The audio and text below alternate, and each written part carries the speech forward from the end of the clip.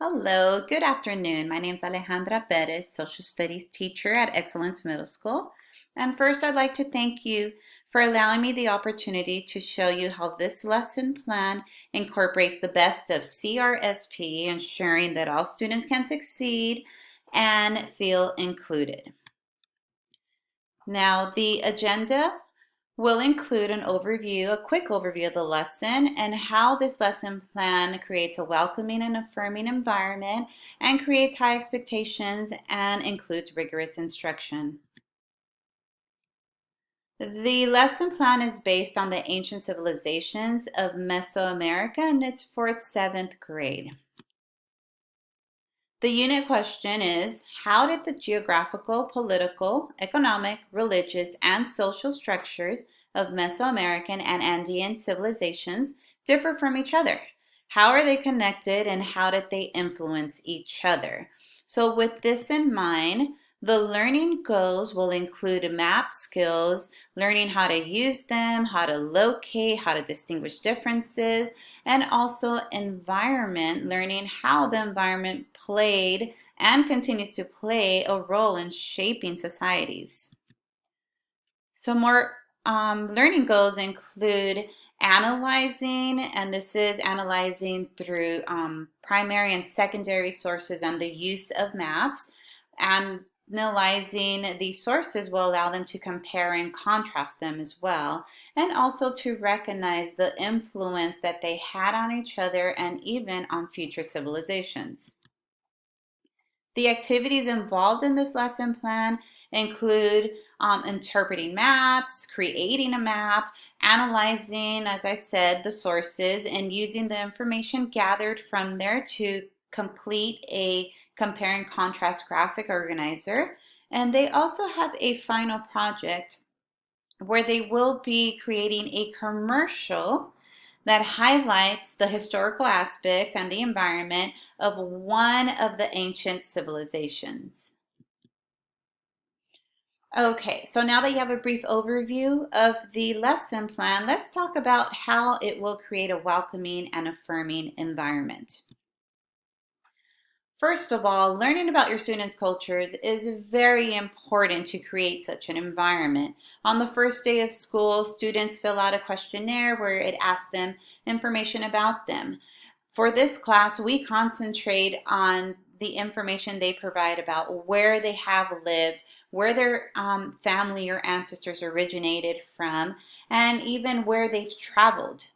Therefore, when we work on this lesson plan, teaching them about about Central America and South America, the lesson plan allows you to incorporate students' backgrounds. If their family comes from, say, Mexico City, then they can be included in the lesson plan by saying, this location where your family currently lives, it used to be a lake. Also, for those students that have no geographical location, I'm sorry, no geographical, I'm sorry, I'm at a loss of words.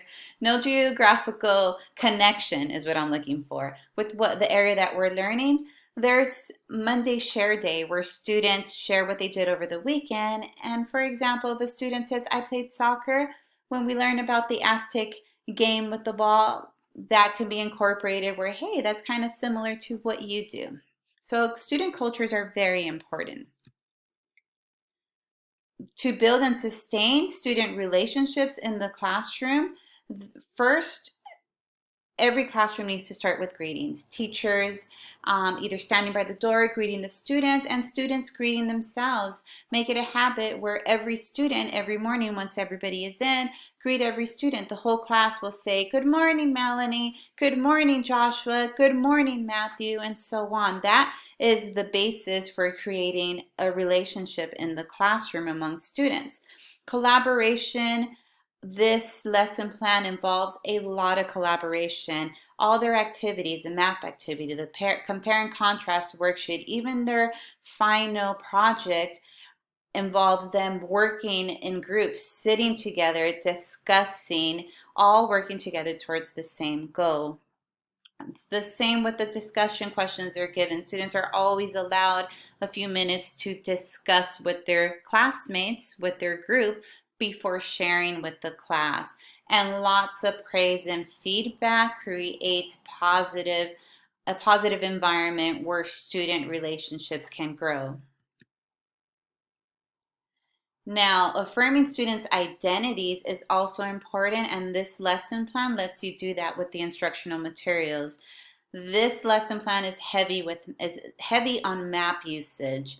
As I mentioned earlier, students will analyze maps, will learn where civilizations were located. So because of that, a large map will be posted on the board where students can add a pin to locate either where their family originates from, where they used to live, or maybe they have family that are currently living in certain countries. So when studying an area like the Aztecs, if we see a pinpointed where the Aztecs were located, we can ask, whose pin is this? Can you please share your connection with this area? The primary and secondary sources that they're using also helps affirm student identity because all the information that they're gathering from these civilizations in the end, at the end of each lesson, students will be asked to compare it to their current lives, to compare these civilizations to the state they live in, to the country they live in, or even to the city they live in. Student experience is also a big way to affirm identities because those who have visited these locations where the Aztec, Mayan, or the Inca were located are encouraged to share their experiences and especially to share those photos so that students can see these locations through the eyes of their fellow classmates.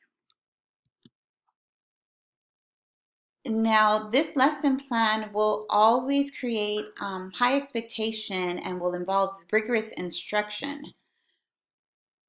Communicating high expectations is how you allow students to succeed. First of all, you need to convey confidence in students. Set the bar high because you know they are capable of learning and teach that growth mindset. Instead of, I can't do this, it's, I can't do this yet. This lesson plan challenges students. The assignments are difficult but achievable, and most importantly, they have options. So if they're afraid that this is too hard, they have an option to work with the classmate.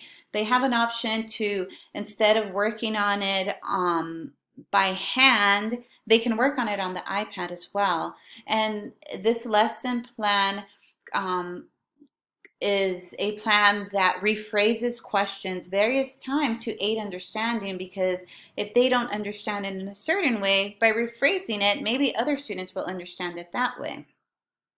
Collaboration helps with the high expectations, as I said, because they work as a group together. And of course, as always, feedback, immediate feedback and praise. And when grading, focusing on the effort and that they understand the content is more important than perfection. And lastly, students knowing that they can try again allows them to take those risks, to accept that difficult work because if they don't get it the first time, they can resubmit again and get it the second time.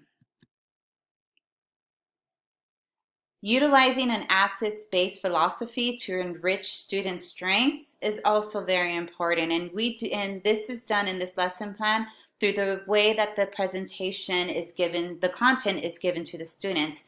There's a PowerPoint presentation, there's a lecture, a map activity, short videos, and text that they will read or read along because we actually read the text together as a class. Engagement also adds to those students' strengths because again, they could work in a group, they could discuss their answers before providing it to the class, engaging in helping those students who their strength may not be so much talking in front of the class. So by practicing in those small discussions, they can develop that strength. And lastly, expression, the way that they turn in their work. If a student, for example, the final project, If a student is not comfortable creating a video commercial, maybe they're comfortable creating a pamphlet. So creating those options, different ways for them to turn in assignments, is actually a way to utilize student strengths in the classroom.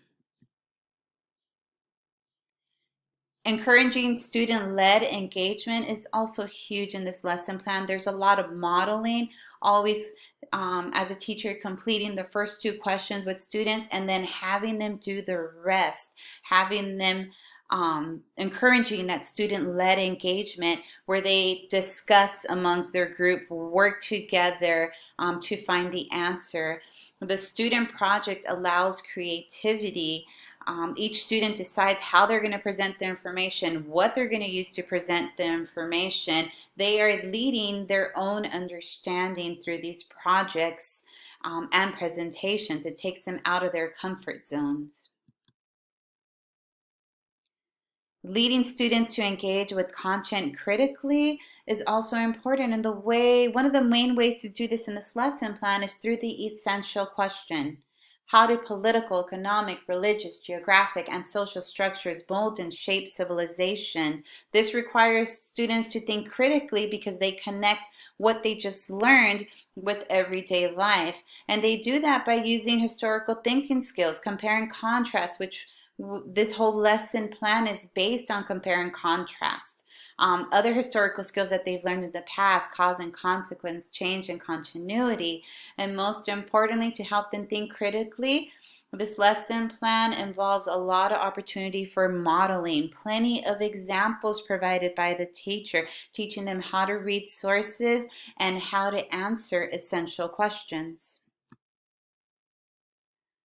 Lastly, this lesson plan is, as mentioned, an excellent way of incorporating the best of CRSP.